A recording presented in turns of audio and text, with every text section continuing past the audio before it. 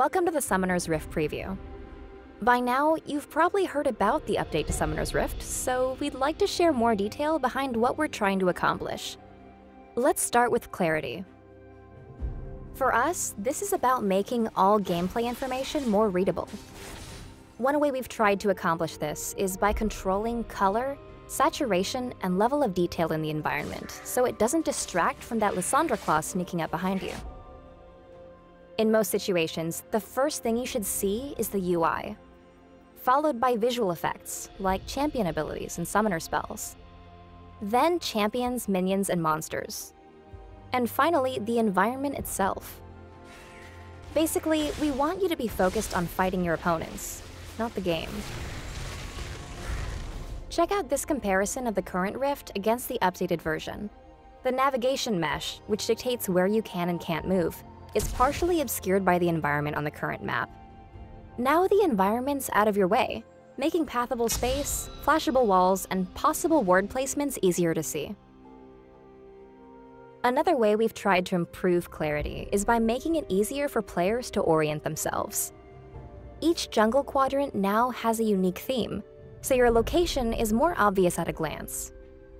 Baron serves as an orientation point, with destruction radiating outward from his pit. You'll find that the closer you get to him, the more demolished the landscape becomes. For instance, in the West Quadrant, the plant life is full of energy and rock formations are split by Baron's emergence. In the East Quadrant, the natural beauty of the forest was kept safe from his influence. Even though both are home to blue buff, they're visually different enough to let you know exactly where you are. We want Summoner's Rift to be the place we play together for years to come. For this update, we've chosen a handcrafted art style that we think will grow and evolve over time, just like the rest of the game. Thematically, jungle monsters feel much more at home on the Rift, and better communicate their power levels. The red buff, the Brambleback, roars a warning at everyone who walks by, looking ready to pump out damage. Compare him with the Krugs. These monsters' cloistered defensive stance implies their damage-soaking, tanky style. Each jungle camp sports a bit more personality as well. The Merkwolves emerge from their cave, ready for the hunt, and the Gromp is just adjusting to his new weight class. The two bases are just as distinctive. They share similar architecture, but their differences come from animal inspirations.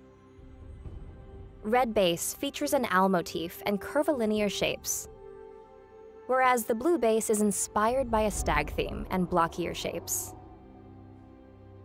In the middle of the map, the two sigils meet, and you can see a side-by-side view of their differences. Red minions wield axes, continuing their curvy shape language, and blue minions carry on their more square traditions, swinging warhammers. These different weapons and armor combine with brighter color saturation to help readability. For Dragon and Baron, we added an element of ceremony, elevating their status beyond that of the jungle monsters. Take a look at Dragon. Menacing and imposing, he's very protective of his territory. In combat, Dragon's finally spent his ability points, and his new abilities better reflect the damage he puts out.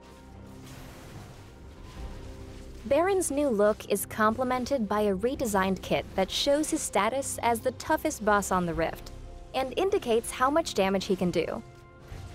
His new abilities and attack pattern should feel less random, helping teams decide when to fight over this important objective.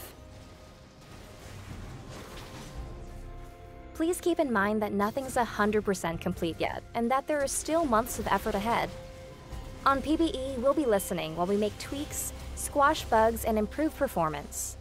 By the time the update launches, you can expect near identical performance on your machine. Along the way, check in at the Summoner's Rift Hub, where you can share in the evolution of the map.